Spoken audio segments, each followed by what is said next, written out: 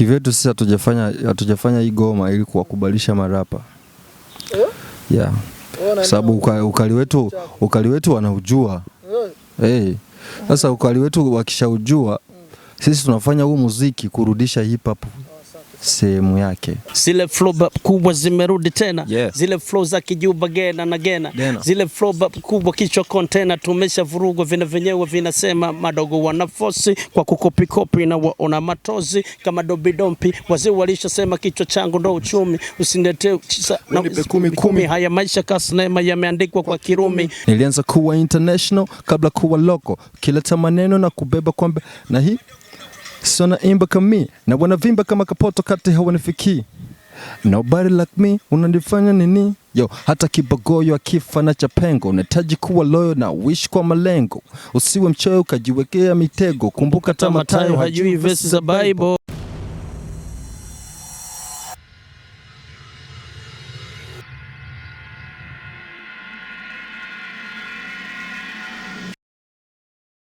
Assalamu alaikum wa rahmatullahi wa barakatuh kwa Waislamu. Bwana Yesu asifiwe kwa Kristo. Hii ni Power TV, ni TV online ambayo tuna ushirikiano mwema kabisa na Hotel Susa Dinero. Mnaona kwamba ni pazuri sana. Unaweza kwenda kucheki pale ukapata kile ambacho unachokihitaji. Leo unajua mazee, kuna marappers na watu wengine ambao wanaigaiga. Leo nimewaleta wandugu zangu ambao wanafanya vizuri. Ninyi mnasemaga ni industry, mimi nasema ni game, kwa sababu kama ukutana bai dakika 90 unaweza kuzimaliza bila. Ule ambaye atakuja kuchukua nafasi yako kwa dakika 5 za nyongezo anafanya vizuri kuliko wewe. Leo nimeamua kuwatafuta wandugu zangu, lakini sijawaleta kwa sababu ya undugu, nimewaleta kwa sababu ya uwezo. Umoja mimi hona muitaga ni rupia. Unajua rupia ni pesa ambayo ilitumika zamani hadi leo inatafutwa sana. Mwingine ni uwezo ambao uko kwenye BIZZO. Nikisema hivyo na kuchanganya bana. Ni BIZZO, uwezo na Kingorongoro. Hii ni Power TV. Nyuma ya kamera ni Claude na Benny. Oyo, inakuaje? Mambo yanaenda good sana. Vipi? Bwana busy. Nipiga ngumi sana. Busy nyingi sana mwanangu. Unaona jamaa anapopendeza mshikaji. Inakuaje? Fresh. Afu naomba samahani sana. Leo tunachanganya lugha. Kirundi na Kiswahili. Wanasema ni watoto wa mjini. Mlikuwa ndangwa nyinyi? Sana tu mpaka Nyabagera ndo tumekoga sana. Alafu nasikia wewe ulidundwa sana huyu jamaa, ulikuwa mdunda sana utotoni. Alikuwa mjuaji, tatizo lake. Mpaka sasa hivi hawezi kunipiga. Ndio kusema kwamba aliwahi. Huyo mjuaji wake ndio anafanya aishi hapa mjini. Hiyo kusema kwamba aliwahi, hiyo ni historia. Alafu lakini alikudunda sana mwanangu. Haiwezi kuwa historia mtu ambaye yupo hai. Okay. Nilikuwa namuonea sana. Sema tu alikuwa asikiagi. Ni ule mtu unaona kuna madogo fulani hivyo hata umpige leo kesho anarudi. Nakwambia utaniua. Utaniua tu. Wewe nimaliza kama utanimaliza mimi. Sasa hizi unaona anashakuwa na kitambi. Hivi mtu ukimpiga kweli leo kesho anarudi. Kesho kutwa anarudi, unakuwa unampiga kwa mpaka sasa ni mpaka kwenye tarumbeta bado anataka mpambane.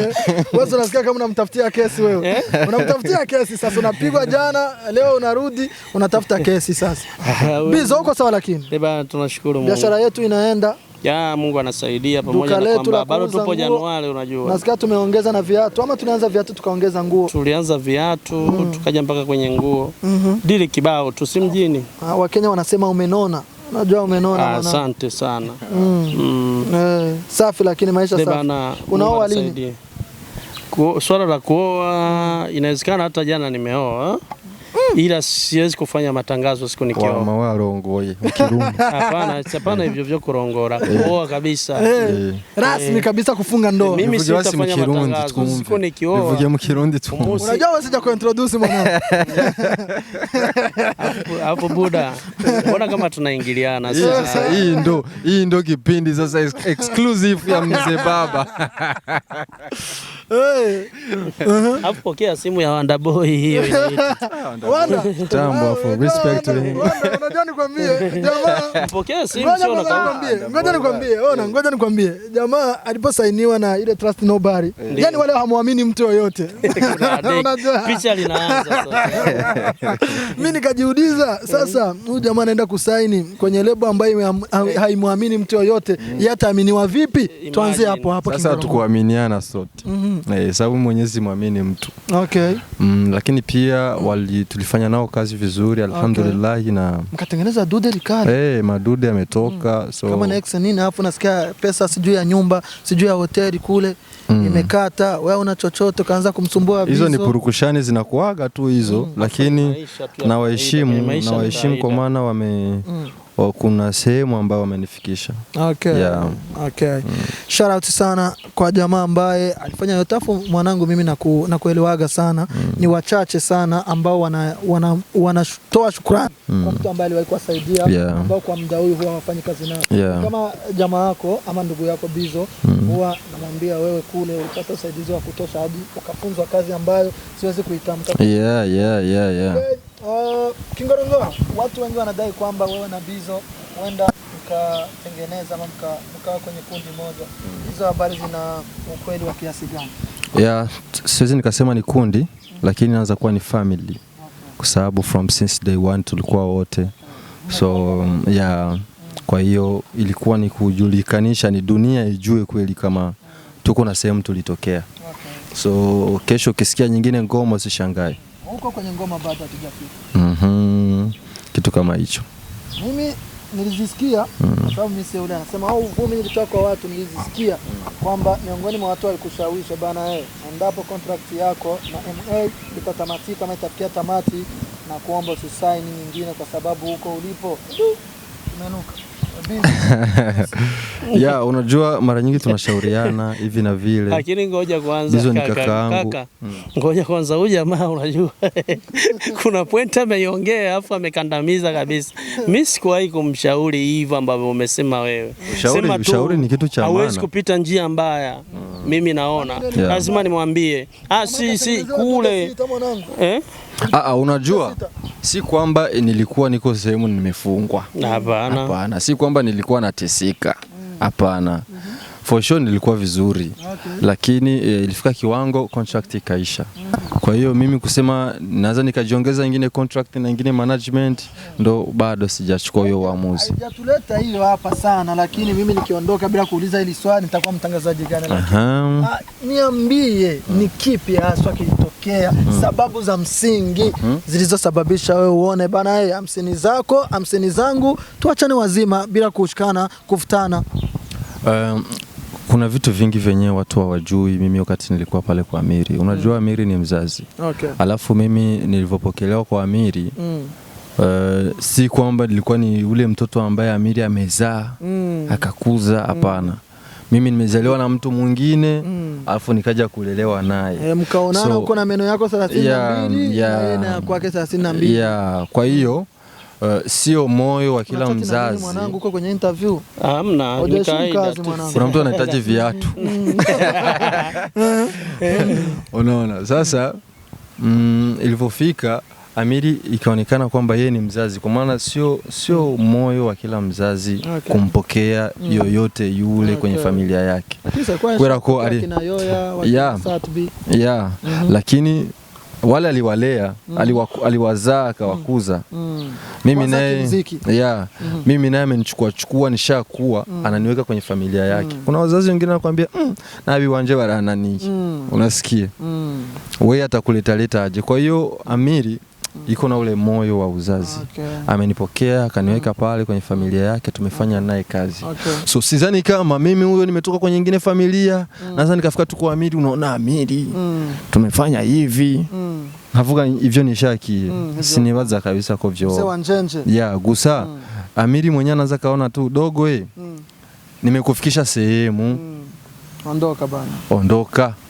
Tena amarembe genda neza nta kibazo na kimwe tugwaye vyose. Kwa hiyo nimetoka kwa Amiri paka saizi na niko proud sana kuwa mtoto wa Amiri.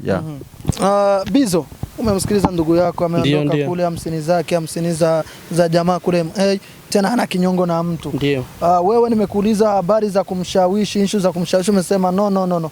Lakini kabla yeye kuondoka kule, ndio. Wewe kama rafiki yake, ndugu yake, nataka kufahamu ni kipi ambacho ulichomwambia. Nafikiri watu ambao walijua namna ambavyo mkataba unaenda akuisha. Wewe ni miongoni mwa watu wa mwanzo kabisa walifahamu. Ulisema nini? Ulimshauri nini? Ulimwambia nini? Huyu kwanza, huyu ni mwanangu. Alafu tunaongea kindugu zaidi. Hatuongei kiwana tu. Tunaongea kindugu zaidi.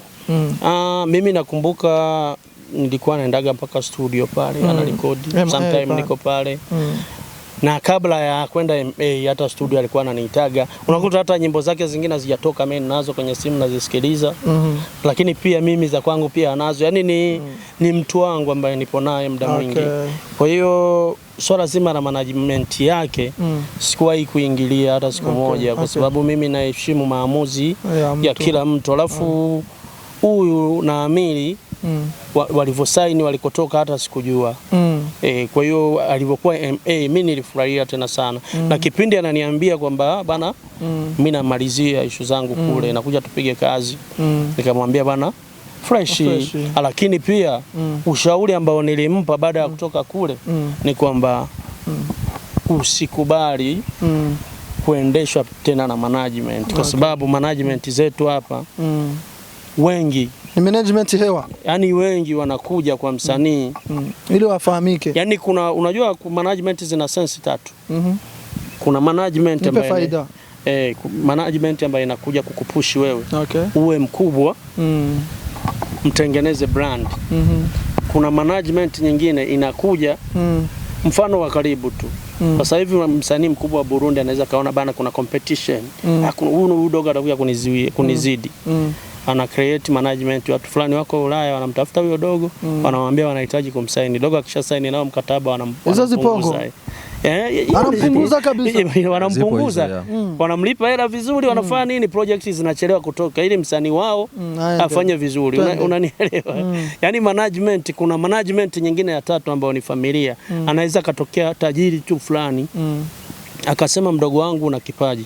Nahitaji tufanye kazi bila mikataba. Kama niona vile. Nahitaji tufanye kazi bila mikataba. Niona tulifanya mkataba lakini anaweza katokea tu mtu akakwambia bana nahitaji tufanye kazi nikusaidie. Hiyo ni aina tatu ya management ambazo zipo. So msanii anaposaini kwenye management mara nyingi azingatii sana hivyo kwa sababu sisi watu weusi mara nyingi wanajua shule hatujaenda. Kwa hiyo unaletewa makaratasi mengi. Ukisha soma mawili matatu naona acha tu ni sign fresh. Kumbe umekuja kuna mitego huko ndani yake. Kwa hiyo kwa watu ambao wanahitaji kusupport wasanii kwa upande wangu wangewasupport tu. Lakini swala zima la kunyanya sana kwa sababu ya mikataba hicho kitu tukiache na watu kugombana ni kawaida. Msanii kutoka kwenye management au management kumtema msanii. Maana usisikii wasanii tunasema kila siku kwamba tumetoka kwenye management. Management zingine zinatema wasanii. Lakini huwezi kusikia msanii anasema kwamba bana kule mimi nimetemwa, unanielewa? Lakini kuna wasanii wanatemwa lakini pia kuna wasanii wanasema management. Kwa hiyo muziki unahitaji umoja kwa sababu muziki ni uwanja mpana, unahitaji umoja. Kwa hiyo mimi nafurahia kuona jamaa tangu atoke kwenye management yake amekuja tofauti na naamini asilimia kubwa sana kwamba ameona support kubwa baada ya kutoka kwenye management. Uongo kaka? Amna bana. Uongo. Ukweli. Kingorongoro, nataka kujua kitu kimoja. Ukiwa kwenye management, mimi nakumbuka kuna wakati niliwahi kukusendia inbox ujumbe ukakwambia bro mimi nataka kuongea na wewe, ukaniambia no Vivance kuna mtu mtaongea, nikamwambia wewe unaleta mtani kwangu. Mimi niongee na nani wewe wakati mimi nakuona hapa. Baadaye kwa sababu nilifanya makusudi kwa sababu utaratibu na ujua. Baadaye nikawa nimeongea na ule mtu. Kwa nini nasema hilo? Msanii kwa kwenye management wewe huwa huna mamlaka sijui kuongea na watangazaji wa kufanya nini na nini, kila kitu unafanyiwa. Nataka kujua leo umeondoka kwenye management uone kama ukupa gumu sana kwa sababu vile ambavyo vyote ulikuwa unafanyiwa wewe tulikuwa unakuja baada ya kila kitu kumalizwa, hauoni hivi leo sasa wewe ndio unajifanyia, uone kama kuna ugumu fulani ambao hautakuwa rahisi sana kwako ili upige hatua ambayo unahitaji kuipiga? Unajua ugumu upo. Ugumu upo sababu ukisema ujimiliki mwenyewe sio swala la kawaida. Kama ulishagawahi kufanya kazi nyingi afu kubwa inabidi uwe na watu wanakuzunguka. So mimi kwa sasa niko na watu ambao wananizunguka kwa sababu siwezi nikasema niko mimi mwenyewe. Ni kama hapa ndugu yangu BIZZO. Alafu nasikia umehama, umetoka BIZZO umeenda Charama. Si nyumbani tu kote. Nimemsogelea mama basi tuongee hiyo. Sasa saizi kama ukiona wewe ulinisogelea nikakukubalia, kuna watu wengine natuma basi. Ili mradi ile thamani yangu iendelee kuwepo. Kuna mtu mwingine nikiona ananisogelea ipo kama anataka kitu kwangu zaidi. Yani kitu anahitaji kwangu mimi. Sasa mimi sihitaji kitu kwake. Lazima nimtumie wengine sehemu. Ili mradi aone kama sio easy. So ukiona management inakwambia usisogelee msanii, tusogelee sisi. Kuna kitu wanakuwa wanataka kusamanisha ule msanii wao. Kuonesha kwamba hajibebi mwenyewe. Bro, mimi sio mnafiki, afu mimi huwa nazungumza kitu ambacho hata mhusika kiwepo na kizungumza kwa mara nyingine. Jamaa ananiambia kwamba wale acha ngoma yake inafahamika kama Njenje, Ukawa umetoa ofa kwa mtu yoyote ambaye ataweza aweze kureplay, yani aweze kujibu. Lakini mimi nikaongea na ndugu yangu hapa BIZZO, nikamwambia bro, kila mimi ile nilikuwa sioni kama inafaa sana. Mimi siwezi kujibu. Unasikia? Hivi leo nakwambia. Sasa wale achia challenge yako ya Njenje, unapata majibu kutoka kwa watu kama vile wakina Idris Simbizi. Jamani nilimwambia wewe vipi, akaniambia mimi siwezi bana, mimi siwezi hata naye. BIZZO nilimwambia hivi. Najua mistari anayo afu ni mchanaji mzuri toka zamani. Nikamwambia hivi, mimi nitalipa studio. Abishe. Sasa ulipe studio nikuchane? Mimi nataka ile changamoto iwepo. Ama unataka kuona ukubwa wake ugoje? Hamna, mimi namjua ni mkubwa huyu, yani atakinyuka pale kwenye bichi la Njenje ataua. Nikamwambia mimi nitalipa studio. Yoyote ile. Studio yoyote ile. Sababu biti lipo. Kwa hiyo itabidi aingize sauti. Kwa hiyo studio yoyote ile nina uwezo wa kulipa ili mradi nimsikie BIZZO kwenye biti la Njenje. Lakini hakutaka. Majibu. Aliniambia live kabisa, mwanangu siwezi nikakudisi. Lakini naleta ushikaji kwenye kazi. Ushikaji unajua kazini. Wale wote ambao nimedisi muli kwenye ile nyimbo si kwamba tunaishi nao vibaya. Kirikuni mdogo wangu anajua hata chumba changu ngozi huko. Anajua mpaka chumba changu yule Kiriku. Kina B-Face nimeishi naye mpaka magetoni. Fablove ni mchizi wangu from long time kabisa. So wala kina Alvin Smith wote ni wadogo zangu wale. Labda Olegmbo siwezi kuwa niko na mahusiano ukaribu mwingi, lakini namjua ni mdogo wangu, alisoma kwenye tablisema moja. Alikuwa ni somo la 7 la ngapi mimi namaliza. So kwa hiyo hakuna ile kusema eti kuna bifu, kuna nini, kuna roho mbaya. Lakini BIZZO kuna kitu Kenya aliona kana nakufa mndani. Hapana. Huyu mwanangu mbona tunakuaga naye sana. Na nikitaka kumdisi huyu siwezi kumomba ruksa mtu yoyote. Unafanya. Inawezekana hata kesho nikaingia studio nikamdisi kwenye nyumba. Mwanangu mimi nitalipa studio. Bali unaikataa ofa. Sikia nachozungumzia. Kuna point mbili. Yaani kila mtu ajaribu kutetea point yake au sio? Mimi kuna nyimbo ambazo naziita challenge. Alafu kuna nyimbo naziita diss track. Njenje ni diss track kwa upande wangu. It's not a challenge. Ule ifanya ya Calligraph Jones. Yani ni kama ile. Unaona? Sikia nikwambie. Ile sio diss track. Ile ni challenge. Sasa sikia nikwambie. Inaanza kuwa ni diss track. Umeshaongea boss. Ngoja nipenye humo. Ngoja nipenye humo basi. Ngoja basi na mimi niongee nimalize. Acha mimi nipenye humo basi kidogo. Haya ongea. Inaanza kuwa ni nyimbo official song. Ikishatoka unasema jamani mimi natoa challenge. Lakini ilianza kuwa vigezo vya challenge na vigezo vya ngoma ya kudisi. Inaanza kuwa ni nyimbo ya mapenzi, lakini mwisho wa siku naambia bana nimetoa ofa, nimetia biti. Basi wakina nani wanafanya? Kina Jux wanashinda wanafanya wanatoa mabiti.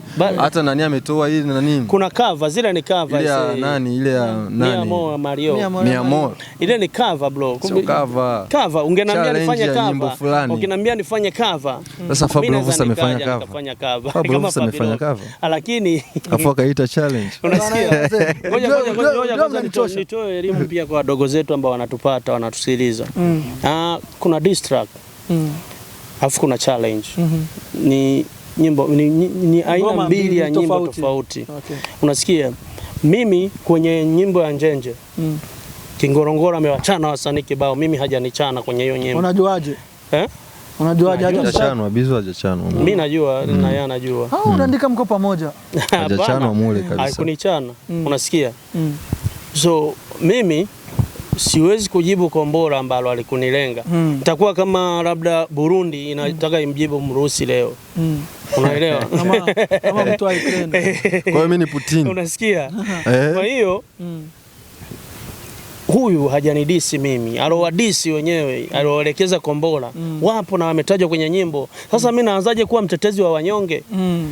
Waache wanyonge waje wajitetee wenyewe. Wanyonge wanyongani.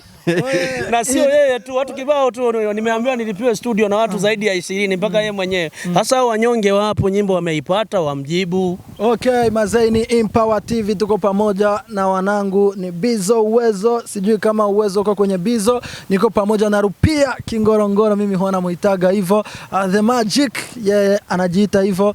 Alafu bro, tunaingia sasa, tunafika pale ambapo nilipatafuta sana. Mwanangu huyu aliondoka kwenye management yake na wakaondoka, tumeongelea sana, mna haja ya kurudi tena huko nyuma. Wakaamua sasa kuonyesha watu uwezo wao ambao wanao, wakaamua kutupigia tarumbeta, sijui mwisho wa dunia hapa.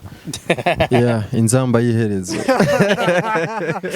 Mwanangu, unajua nikwambie, huyu nilimwambia juzi, kuna jamaa mmoja, kwa sababu hii ngoma tutaiongelea kwa ufupi lakini kwa kina.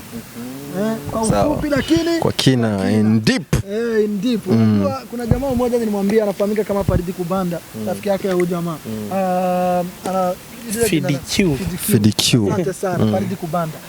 Jamaa kuna ngoma inafahamika kama CNN, aliachia na jamaa na Mangwea. Aliachia na Mangwea. FDQ ni mtu ambaye anakubarika bwana. Aliambia watu kwamba alifuta, nipe feelings za kule ambako mlikuepo. Sasa alafu kuna ngoma nyingine unajua msanii amefuta nyimbo sana. Kuna nyimbo inaitwa you know Calligraph Jones, Roma na Stamina. Nani alifuta mule ndani? Verse ya Stamina imerudiwa mara 7 unaambiwa yule nyimbo. Sana. Verse yake amerudia mle ndani kudadeki mafundi wamekutana. Kwa sababu mwezi kuleta idea kwa pamoja. Haiwezekani. Kuna mtu ambaye nimtafuta mwenzake akamwambia tufanye hichi na hichi. Jamaa mimi nina habari zake lakini hatakuwa kwenye TV online. Mimi nakumbuka kwanza kuna kazi ilikutaniwa ambayo tulikuwa tumeshamaliza. Ndio. Tunataka kuitoa. Lakini baada ya pale tukapata habari kuwa mshikaji wetu Endo Mike anataka kusafiri. Endo Mike akawa amemzingua jamaa. Jamaa kwanza akaniambia bana kuna kazi inabidi twende tufanye kwa Endo Mike. Mimi nikawa niko busy na swala la kuhama. Unajua tena kuhama tena ni hatari. Jamaa kanipigia simu mida ya 3 hivi. Bwana niko studio usiku. Niko studio. Alafu ananipigia nasikia biti kali. Yaani nasikia tu kwenye akunisikilizisha eti nini. Nikasikia tu biti, bwana hii biti bwana ni kali. Nitimbe. Bwana mwanangu nimetimbaga mzee. Mida 4 nilikuwa nimeshawademea. Alafu mwanangu hajaingiza kitu hata hichi. Hata kimoja. Bado anachora. Shaisha. Bado anachora mistari. Alafu na mimi sina mstari hata umoja. Kwa hiyo yeye amesikiliza biti akaandika pale. Na mimi kabidi nifike ndo nikaanza kuandika. Lakini ukasikiliza biti na wewe. Maana unaposema nimesikiliza biti afu nikaandika. Na mimi nikasikiliza biti. Na wewe ukaandika. Nikaanza kuandika sasa pale. Kwa hiyo goma si kwamba tulikuwa na idea kusema eti nyimbo yetu tuiite tarumbeta. Hapana. Ni upigaji wa biti za Endo Mike ndio tulisema hii inabidi iwe tarumbeta. Unaona kwa sababu ilikuwa kitarumbeta. Nakumbuka hilo nani jamaa ndo ameleta idea ya nyimbo. lakini title ni yangu. Yani mimi ndo nimesema hii inabidi iwe tarumbeta. Ilivyopigwa vinanda fulani. Alianza kuimba verse yake ya kwanza. Yeah, kwa hiyo mimi nimeandika kupitia mistari yake. Lakini haifanani ujue. Haifanani. Nimechukua teme. Nimechukua teme. Hapo kuna swali langu. BIZZO uwezo mimi ni mara yake ya pili kuandika ngoma mimi sielewi. Nilimwambia kuna vitu mle ndani nilichanganywa kabisa ikanilazimu nimtafute. Verse yako na verse ya kwake havifanani. Lakini mko kwenye mstari umoja. Na kwa sababu uliimba vitu vya kufikirika. Unasikia kitu mtakielewa, lakini mle ndani kama vile kuna mambo, kuna dukuduku ulikuwa nazo uliamua sasa kupitia ngoma tutolee uvivu. Weka sawa. Ile si ni tarumbeta. Nzamba iherezo. Umva abantu bose bazoyumva. Naho zoburi hehe utakuwa umeshakufa, lakini ulipata lazima ushtuliwe kidogo kucheki kupitisha macho kwenye mistari ya BIZZO akiandika. Na yeye alipata. Of course BIZZO mimi najua uandishi wake. Unafahamu bro? Yani mnaanza kuwa msielewi, lakini BIZZO kuna sehemu yake ambayo watu kuntu lazima waelewe, waseme mshikaji kamaanisha hivi. Kwa sababu ngoma ina chorus bro. Chorus ipo, ndo tarumbeta hiyo inalia. Inabidi mziki ukue. Mziki unakuwa na miaka inaenda. Unajua sasa hivi tumekuwa. Inawezekana miaka 3 nyuma nilikuwa sina ndevu, nilikuwa sina shavu nini, lakini sasa hivi nina mwili wangu mdogo wangu. Afu mwanangu mimi nakumbuka zamani nilikuwa na mikono ya hivi. Iliendaga wapi ile mikono?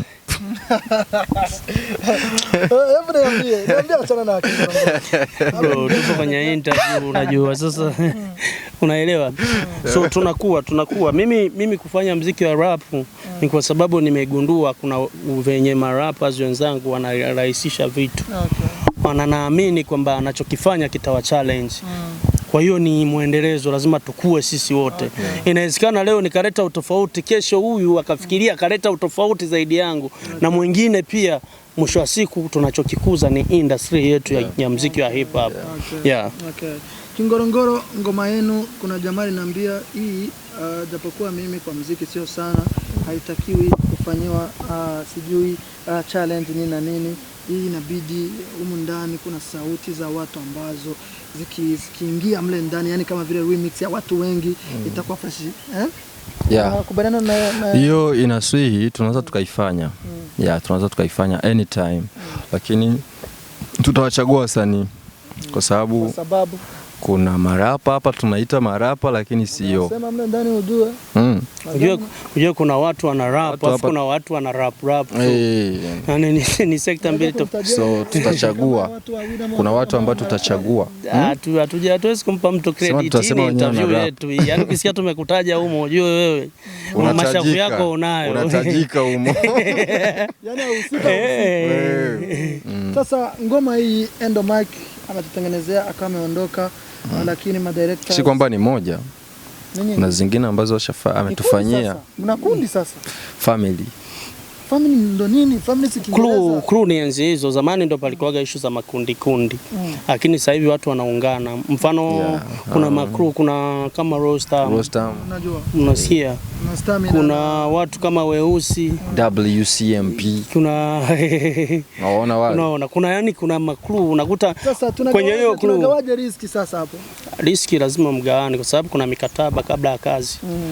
Muziki ni kitu ambacho kiko clear, kiko wazi kwamba ngoma likienda limeenda unaliona. Unajua audio, mtu yoyote akisikiliza audio anaona ni kitu hizi, lakini mimi nikisikiliza ile ngoma mashairi yani nashinda kutengeneza script ya video ujue. Ile tunafanyia video ama asikwambie mtu.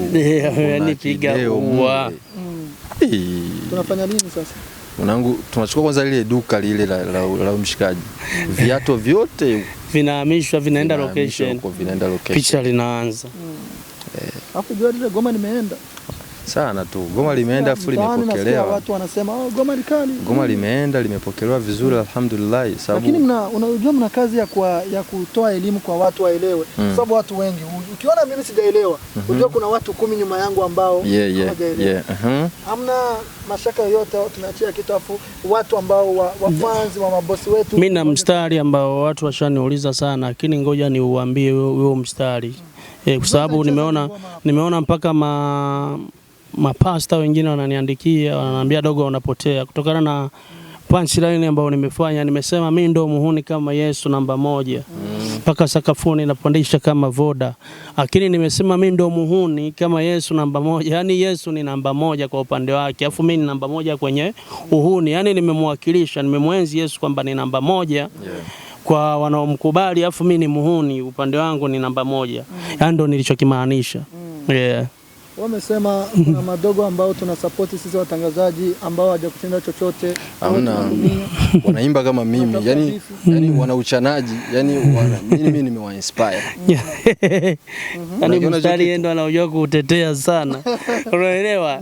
Yani hao madogo mna promote si wanaimba kama yeye. Yani yeye ndo amewatengeneza. Mimi ndo nimewatengeneza. Alafu yule mtengenezaji mnamfinya. Tuaminije sasa? Kwani hao madogo mnawasikia? Si mnawasikia kweli? Madogo hapo wengi kweli. Afu ndo ukubwa kaka, ndo ukubwa. Ukiona umefanya hip hop lakini kuna madogo wanakuenzi, wanaimba kama wewe, ni kitu kikubwa. Kwa hiyo msanii yoyote ambao ni bora lazima awe na watu ambao wamewatengeneza, ndo ubora wa msanii. Kwa hiyo si inasomeka mwanangu. Hiyo yote ni CV ambao tunapigania leo. Wanaimba kama mimi. Alafu wananivimbia kama kapoto kati hawanifikii. Okay, mimi nimeuliza challenge ambazo mlizozipata mkirekodi. Hakuna mtu yoyote ambaye amesubutu kusema. Inaonekana mambo yalikuwa mrua mle ndani, ama kuna siri zingine ambazo sio lazima family kama family. Kwenye ile ngoma kwanza ilikuwa ni stress. BIZZO anataka kuondoka. Na mimi nataka kuondoka. Alafu na endo Mike ana vitu vyake vya Canada, anataka aongee na mtu ambaye anampigia simu.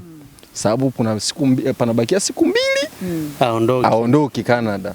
Kwa hiyo inabidi apokee simu nyingi ili mambo yaende. Sababu ameshaanza kuaga watu. Tunaenda kufanya nini na ngoma yetu? Mzee, zile changamoto ilikuwa noma. Tunaenda kufanya nini BIZZO? Ngoma tunafanyia project ipi ili iende? Kwanza kabisa mimi nashukuru upande wa media. Media mmetupigania sana na ni kitu kikubwa, tunakuwa proud na tunawaahidi kabisa baada ya hapo hatuwezi kuleta kazi mbovu. Tumeona kwa mnachokitaka na mnachokihitaji. Kwa hiyo tutegemee kwamba kesho tunaweza tukaja na madude makali zaidi ya ile pale. Lakini pia tukiomba muendelezo wa support, kama mnapenda muziki wetu na mnapenda tufike sehemu, muendelee kusupport maana mmeshaanzisha safari ya kusupport. Afu kitu kingine watu wategemee chupa, yani piga ua hiyo ni chupa, yani tushadanganyaga sana, lakini hiyo chupa lazima watu waipate. Lakini pia tuna plan ya remix ambao watakuepo mastaa wakubwa. Kuna watu wametuinspire sisi, tunatamani wawepo akina Maxi kama kawaida, wakina Maxi, wakina Fizzo humo ndani, wakina Pasi. Yani kuna wachanaji ambao tunatamani yani. Unajua nawaambia kitu. Najua kuna swali hamjawahi kuulizwa, lakini nataka niwaulize. Ndio. BIZZO Uwezo featuring Kingorongoro, kwa sababu gani sio Kingorongoro featuring BIZZO Uwezo? Mimi sio featuring. Lakini kuna jina limeanza, sisi tunatamka hivyo. Yani K na B, unaona hata kama tungekuwa tuko shule, huyo anaitwa Kingorongoro angeitwa nyuma. Unajua lazima kuna vitu tuviheshimu, lazima kuna misingi, sisi tunaishi duniani mzee. Sasa hili goma endo Mike yuko tayari, chochote ambacho mtamuomba kama ni remix kama ni nini? Yupo tayari na leo usiku nimeongea naye, ameshapata studio tayari Canada. Yani studio kubwa mwanangu. Unajua hapa tutaongezea sauti, Waswahili wanasema usiandikishi mate. Ndio. Wakati wino upo. Simesikia hapa vizuri. Unajua pale inaenda pale. Twende nayo.